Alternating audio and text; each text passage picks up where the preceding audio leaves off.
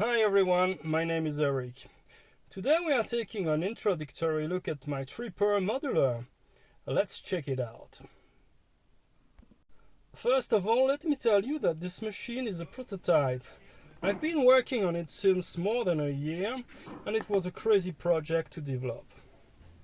The Tripper Modular is based on 6 Euclidean sequencers, a wavetrigger from sparkfun, a sample mixer, and a touch screen from Nextion to select the samples.